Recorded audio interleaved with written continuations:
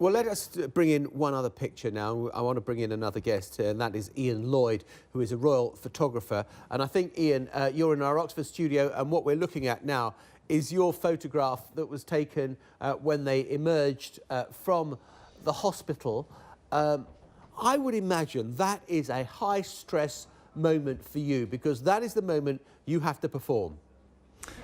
Yeah, I suppose so. I mean, it was stressed in the sense that we knew at the beginning of the year, obviously, that Kate was pregnant and the baby would be born in the summer, but we didn't know when. There was all these reports that it was the end of June, you know. I mean, like Kate, I had a bag packed by the door ready to go, sort of thing. But some photographers were out there from the 1st of July and kept coming back every day, and sometimes it was intensely hot.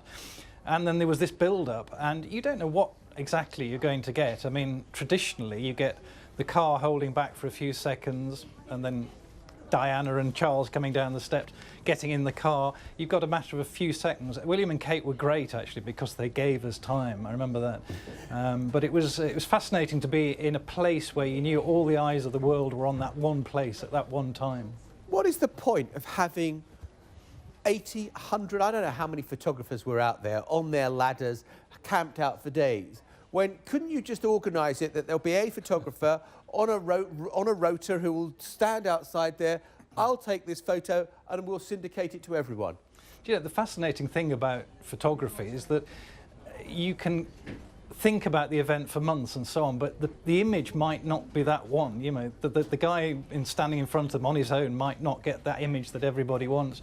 Everybody needs to be there, because sometimes, you know, an odd thing can happen. I mean, in my case, I only went on the day, and I happened to get an image of them looking up the hill where I was. But the royal wedding, everybody wants the kiss on the balcony, but it might not be that image. We never quite know until the event unfolds, you know, what that image is going to be, I think. OK, then you get the kind of things that you don't anticipate. I want to bring up the next image, if we might, which I'm hoping will be the selfie taken, there we are, in the middle screen behind me there, the selfie taken of at the memorial service at the FMB Stadium in Soweto. That is such a brilliant picture, isn't it? Yeah, amazing.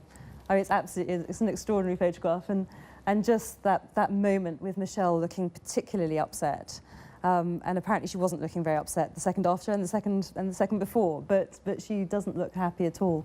And I think it was just testament to the entire event that it was these rather more amusing stories that captured our imagination rather than the actual funeral itself. And that, of course, is where you prepare for the big event, Ian, but also you have to look around for the unexpected.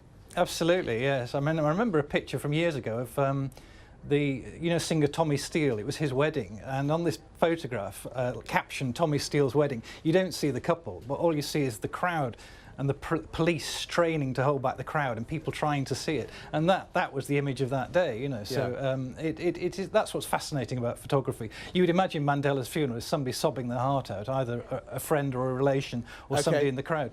All right, I'm going to have to stop you both there. We are out of time. Thank you very much indeed for taking us through some of those fabulous pictures. I bet there were loads more we could have had. Thank you very much indeed for being with us. Goodbye.